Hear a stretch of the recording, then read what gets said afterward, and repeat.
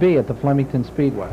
And you can see that Flemington is wide enough that it provides about 3 or 4 different lanes heading into a corner. And there's Todd Cray in the 33 working his way through the field and up into the number 1 spot. Pete Britton, the asphalt modified driver that ran at Flemington, was knocked out of the event when he was involved in this multi-car tangle. And here's Cray's pass of Sammy Beavers for the lead. Cray clinched the late model track championship with this win. Cray was absolutely incredible at Flemington in the late model division this year. He's a former quarter midget standout.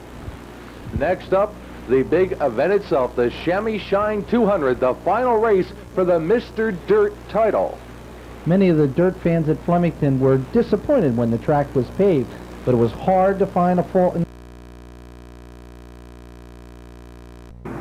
Meanwhile, Frank Cozy, and that's Jimmy Chester driving the Jack Johnson car, had Doug Hoffman to contend with in the big red one. There were many drivers who had a chance to shine during this event, including Kenny Brightbill in the Mark Kenyon number 17. He led many laps. As did Kevin Collins. Kevin Collins, a consistent runner at Flemington all year long, also took his time at the point. Danny Heber, the young driver from dirt modified ranks that has done so well at Flemington this year, took his time leading many of the events. Here he holds off Kevin Collins and Hoffman. But it was Collins that was able to sneak by Heber on the inside with a very nice pass in turn number 1 to take the number 1 spot. Pete Britton, a guy that won the Czech championship at Wall Stadium last year, was also very competitive. Here, Billy Pouch makes a very sleek move up the inside to go from third to the lead, passing Danny Johnson, who went the entire distance on one set of tires, and Hoffman.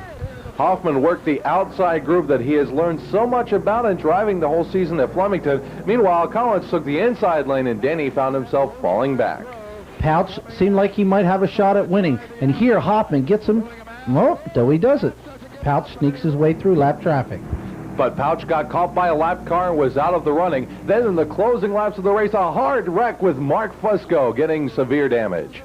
Doug Hoffman would hold off a last lap challenged by Kevin Collins to win the race and the Mr. Dirt title. Meanwhile, in Delaware, somebody new is driving the Freightliner car. Danny Johnson has picked up that ride. And Danny was the winner in his first ride in the Freightliner car in the small block race on Saturday. On Sunday, the big modified event went to Delaware regular Bobby Wilkins, who unretired this season and came out to drive the D&D car and won the race. Ricky Elliott dominated the entire season, though.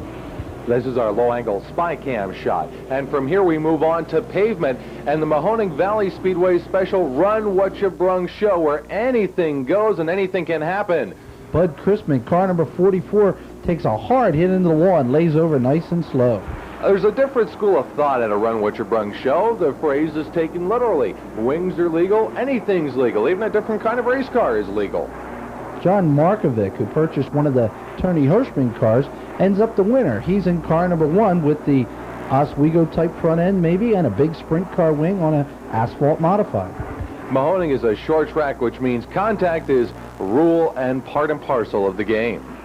Brad Creighton spins out, and here Markovic heads around towards the checkered flag. A good run for John Markovic in the curtain closer at the Mahoning Valley Speedway. This, however, was not the curtain closer for the 1991 racing season. Here you see one of the other competitors climbing into the wall at Mahoning as Markovic takes the checker.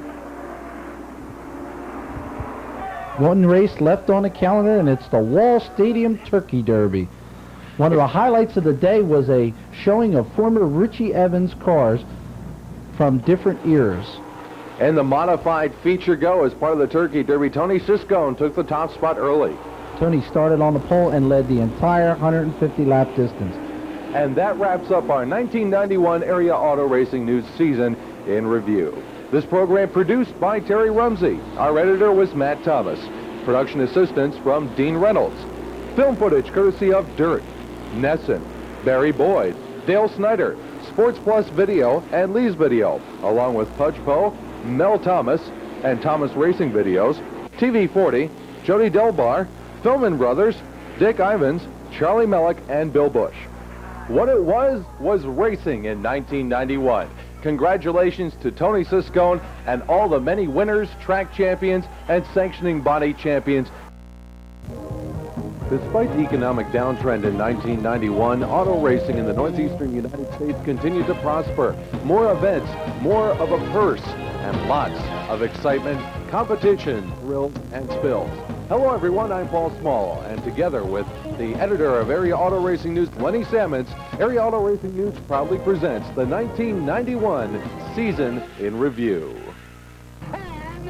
The season opened for the northeastern portion of the United States, at least on the outside anyway, at the Hagerstown Speedway down in Maryland back in February. Len? Nathan Dubrow, car number 24, experienced a great season. Here he works by Andy Fries on the inside of the track, and Nathan would go on to victory the